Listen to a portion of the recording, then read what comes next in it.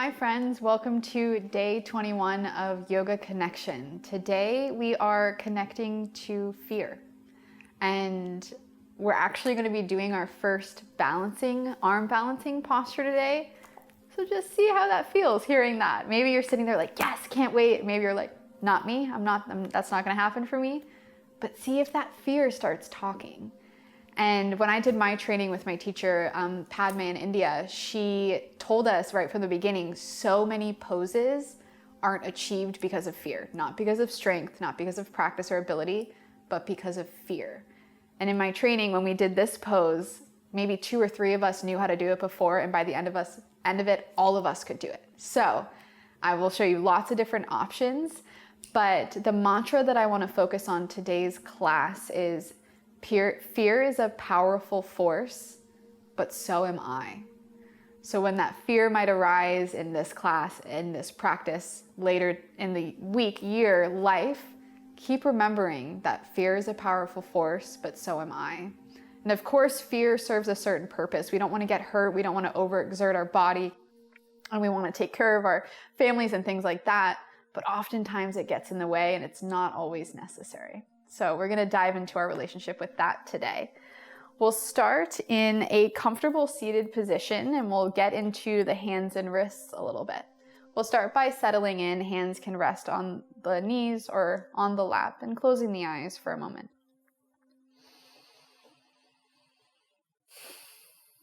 Start connecting into your breath. And right from the beginning, repeating that mantra to yourself, fear is a powerful force, but so am I.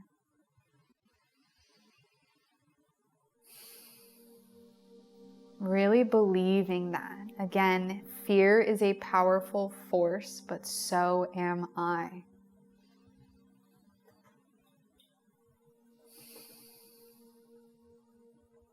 Remembering that it serves its purpose, but in this practice, see if we can let go of fear and connect into our strength, our truth. Blinking the eyes open. Really simply reaching the arms up ahead, and we'll just start closing and opening the fists. So we'll do it a couple times and then start going as fast as you can. You might feel pretty intense in the hands, the fingers, and that's okay. We're just going to do it for 10, 9, 8, I can feel it, 6, 7, 6, 5, 4, 3, 2, 1. Let them go, bring them down, and shake them out a little bit. And moving on to hands and knees. Continuing a little bit of stretching of the wrists. So we normally have the fingertips facing forward, but this time bring the fingertips out to the sides of the mat. And moving into cat and cow from here, inhale, opening the heart. And exhale, rounding the back. Repeating that again, inhale, opening the heart. And exhale, rounding the back. Coming back to a neutral spine, engaging the core. Now we'll move the fingertips towards our legs. So you can do both sides at the same time, or you can do one side at a time because this stretch is a little more intense. If you do have the fingertips back and you want a little bit more, you can shift the hips back.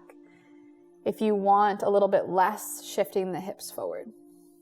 If you're doing one side at a time, switching sides. If you have both sides, continuing there, or you can move them out to the side and forward if you need a little bit of relief.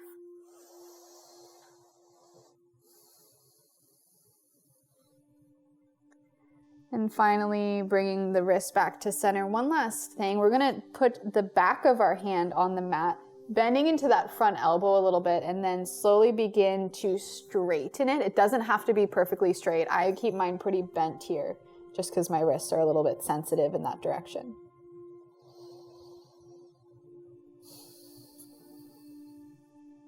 Checking in with the mind.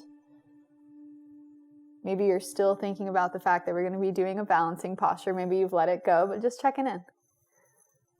Switching sides. Again, those left fingertips come towards you, the back of the hand is on the ground, and then maybe slowly straightening into that arm or not. Again, shifting the hips back adds a little bit more sensation. Shifting the hips forward will relieve it.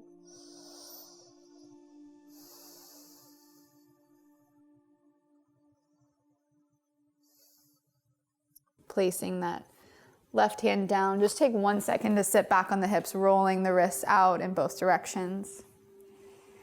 And we'll meet in downward facing dog. Pedaling out the feet, bending into one knee and then the other. Shifting the hips side to side again. If you want to look over to the left and right, that might feel nice in the neck. Raising the heels off the mat, really coming onto the balls of the feet, bending into the knees to give the feet a little bit of a stretch.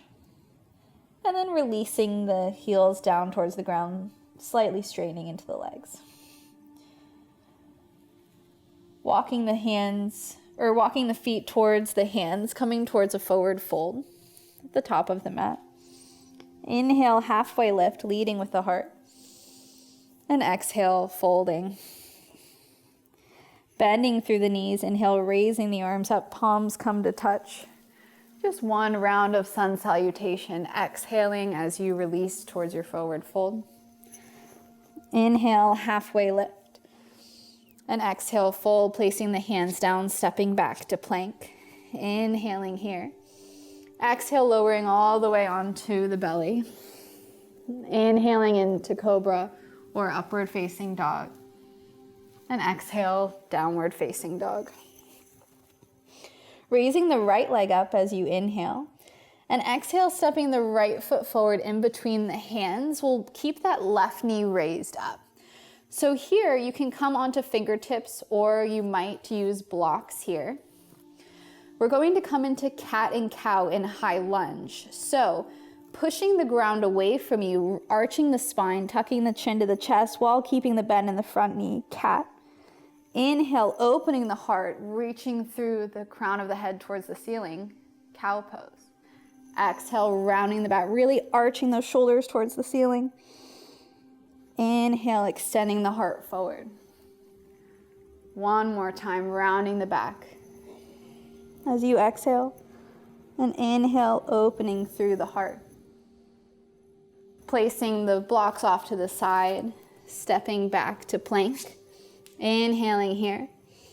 Exhale, lowering all the way onto the stomach. Inhaling, opening into cobra. And exhale, downward facing dog. Raising the left leg up on the inhale. And exhale, stepping the left foot forward, coming into low lunge first. Again, fingertips or blocks here. It's up to you. Inhale, reaching the spine open, coming into cow pose. Exhale, rounding the back, coming into cat. Inhale, opening through the heart, bending into that front knee, rounding the spine to cat pose, really reaching those shoulder blades away from each other while the shoulders are still released away from the ears. Inhale, last time into cow. Exhaling into cat. Placing the hands down, stepping back to plank and taking a little bit of a flow here. Exhaling as you lower. Inhaling as you open into cobra, elbows pulling in, shoulders down. Exhale, downward facing dog. Step or hop towards the top of the mat, forward fold. Inhale, halfway lift here.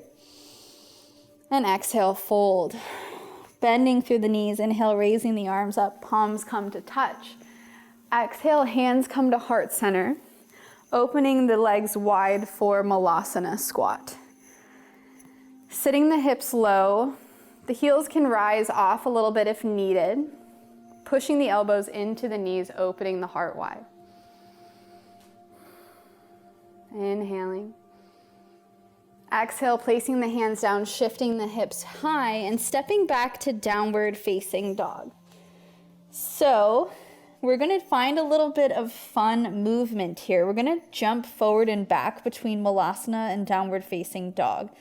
just getting a little bit of testing for some weight in the wrists. So inhaling in downward facing dog. And exhale, bending the knees, opening the knees slightly, shifting the heart towards the legs. Inhaling here, looking forward, bending the knees, and exhale, stepping the feet forward, coming to Malasana. It might feel super weird, and that's okay. We're just playing here. Placing the hands down, and we'll step back to downward facing dog again. Seeing if you can catch a little air this time. So inhale, raising the heels. Exhale, bending the knees, reaching the heart forward. Inhale, looking forward. And exhale, stepping the legs forward. Malasana. Really reaching the hips towards the ceiling when we fly. We'll do that one more time together. Placing the hands down. Seeing if fear is getting in the way at all here. Or if even judgment.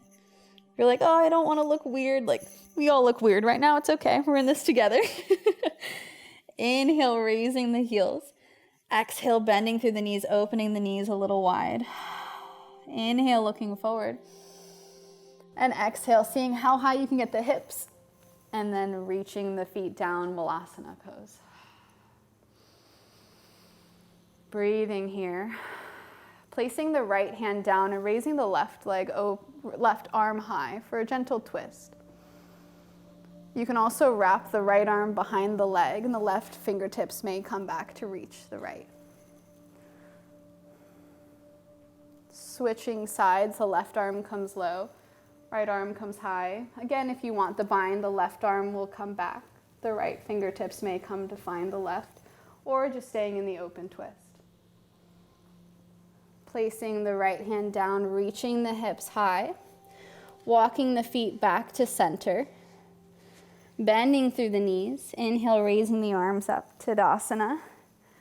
And exhale, hands come through heart center. Pushing the thumbs against the sternum and closing the eyes for a moment. Taking a moment not only to catch the breath, but to check in again.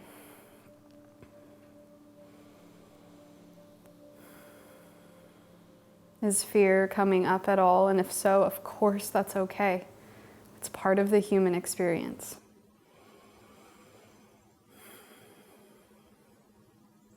But is it coming up in a way that you connect with it? Maybe even get to know it a little bit? Or is it coming up and taking over so that you're really not a part of the equation anymore? Blinking the eyes open. Before we move into crow pose, I'm gonna set you up with a lot of different props here. So I'm gonna use one block and a bolster to show you different variations. If you don't have a block, of course, a book or a couple of books. Bolster can be a pillow, whatever you need. And I'm gonna have the bolster towards the front of the mat and the block towards the mid to back of the mat. And we'll come back to standing at the top of the mat. Hands come to heart center, and we'll sit the hips low, coming into chair pose briefly, and then we'll raise the heels off the ground. We're not moving quite to crow yet, so we're taking a little bit of a stretch here. So we'll open the knees wide, sitting the hips back, then extending the arms forward. Tucking the chin to the chest, and just opening up into the back body, the feet, the hips. If you want to, you can reach one arm around towards a heel, and maybe the other arm back towards the heel for a little bit more balancing. Extending the arms forward again, and placing the heels down, stepping back a little bit, and moving towards crow pose. So from here, we'll place the heels up, bending through the knees like we just did. I'm going to recommend placing a bolster in front of you. If you have a fear of, oh, I don't want to fall and hit my head, have the bolster here or a pillow. It's not too far of a fall at all if you do fall out of it a little bit. But if you want to be extra safe, we'll have the bolster here. Placing the hands down in front of you, raising the hips high, and then placing the knees on the outer upper triceps. From here, feel as though the knees are squeezing into the arms and the arms are squeezing out into the knees. And start to shift forward onto the tippy toes and look out. Don't look straight down or back because that'll tilt you forward. We want to look down and out. Maybe you raise one foot off the ground and then the other. Just finding a little bit of play here again, letting go of fear. Really pulling the knees to center, rounding through the back. Maybe both feet come off. Placing the feet down. Opening the knees wide, coming to child's pose. Very well-deserved child's pose. All right, how did that feel? If it felt tough or hard or a little scary, that's okay. I felt most of those things as well. But see if you can allow a smile to come to your face and just get curious about this pose. Finding a sense of lightheartedness, remembering this is the first time you've ever done this. Nothing is ever going to feel perfect the first time you do it. Just like learning an instrument. It starts slow, but over time becomes beautiful. Coming back up to center. And if you felt like that worked for you and you want to try that, you can try that again. Another option I'm going to show you is bringing the feet onto a block. You can leave the bolster in front of you if you want the protection for the head. But we'll bring the toes onto the block here so that we're bringing the ground up a little bit. So bring the toes, bend the knees, setting up just like we did before, reaching the arms out in front of you, really pushing through all the knuckles of the fingers, bringing those knees to the upper triceps, pulling the knees in, pushing the triceps out, and then as you begin to lean forward, you might realize that, oh, I don't have to move as much because the ground is a little bit closer. Remembering to look out instead of down or back.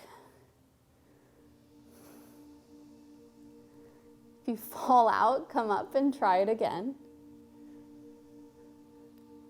Placing the feet down on the block or the ground.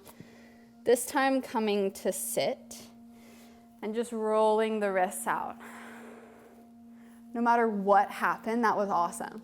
No matter what just happened in your practice, that was great. You tried something new or you tried something again. That's what matters. Remembering fear is a powerful force, but so am I. Okay, releasing the hands.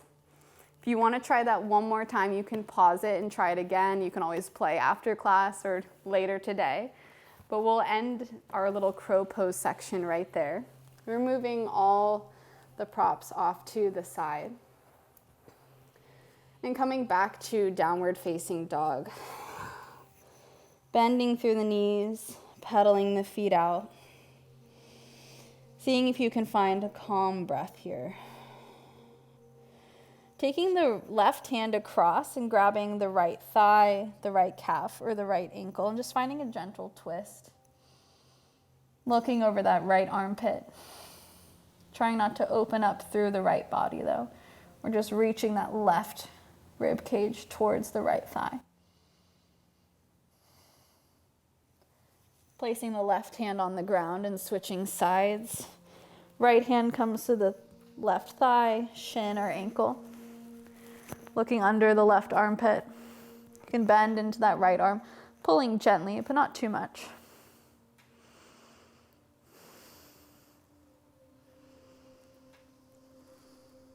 Placing the right hand down.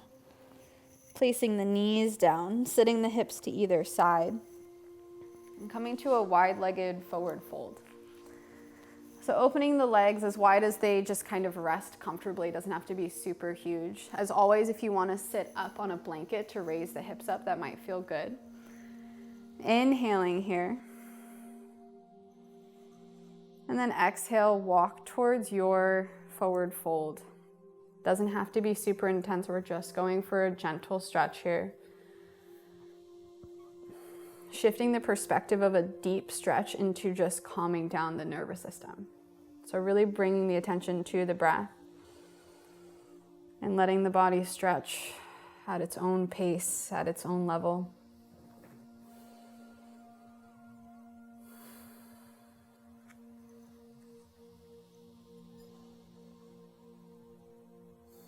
Releasing the chin to the chest if you haven't already.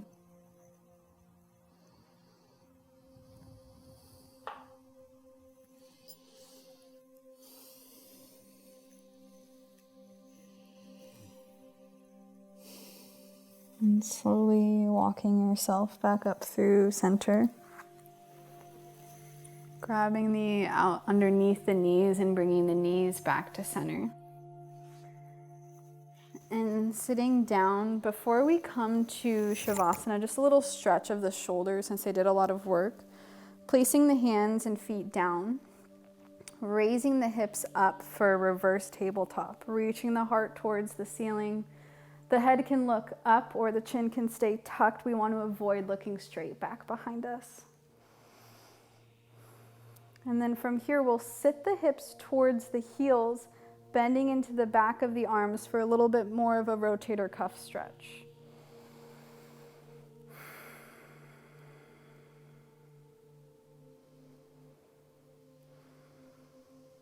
Bringing the hips back to center. One last round of tabletop, reaching the hips towards the ceiling, gently looking up or towards the knees.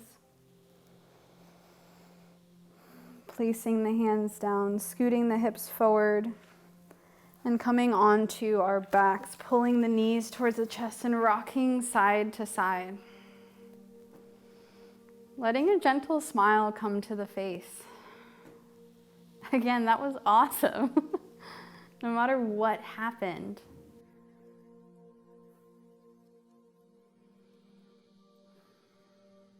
Placing the feet down on the ground. And then letting the hips fall, the hips shift over to the right, both knees fall to the left, arms coming out to a T. And gently looking towards the right hand if the neck feels open.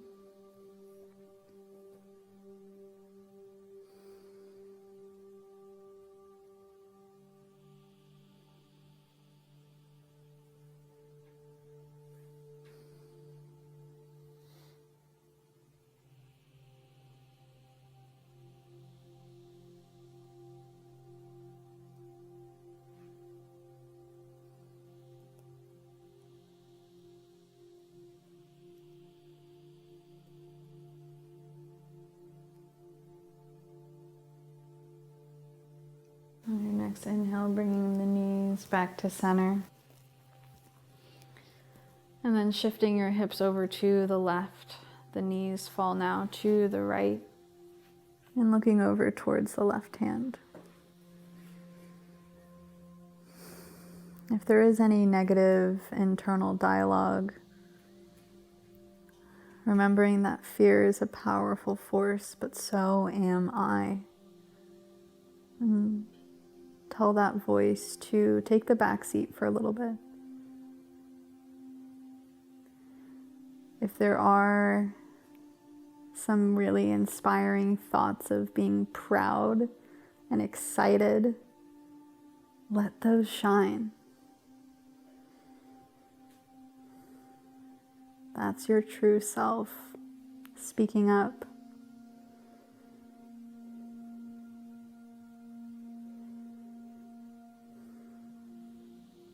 Slowly bringing the knees back to center, pulling the knees towards the chest, pulling the forehead towards the knees and rocking one last time, little side to side, squeezing everything to center, and then extending everything long. Arms come down by the sides, palms facing the ceiling. A well-deserved Shavasana. Remembering if that negative voice pops up, fear is a powerful source, but so am I.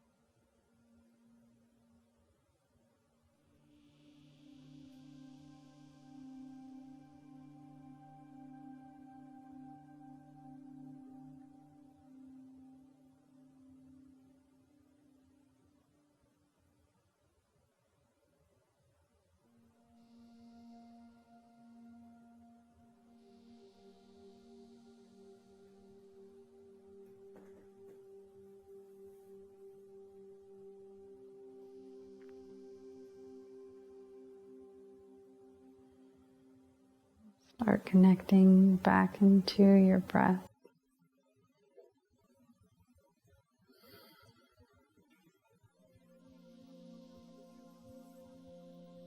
Welcoming some gentle movements in the toes and maybe rolling out the wrists a little bit.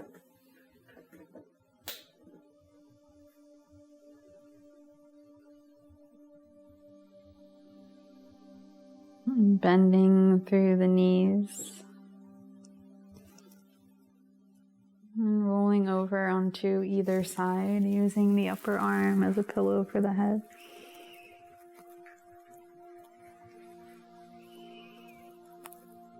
And making your way up to a comfortable seated position. And bringing the hands together in front of the heart.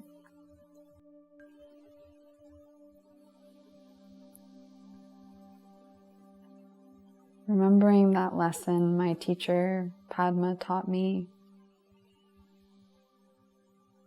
That certain poses and certain aspects of life are only achieved when we let go of fear and lead with our true selves.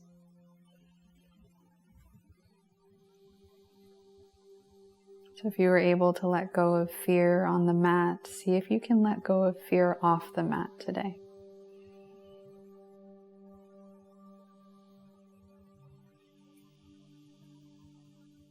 Repeating one last time to yourself. Fear is a powerful force, but so am I. Always know that the light and love within me is so honored and very, very proud to witness the light within each of you. Namaste. Thank you so much for practicing and trying out crow pose today. Again, no matter what it looked like, it doesn't matter. You tried something new, you achieved something big by letting go of fear and remembering to take that with you throughout the rest of the day. Hope you have a great one, and I will see you tomorrow.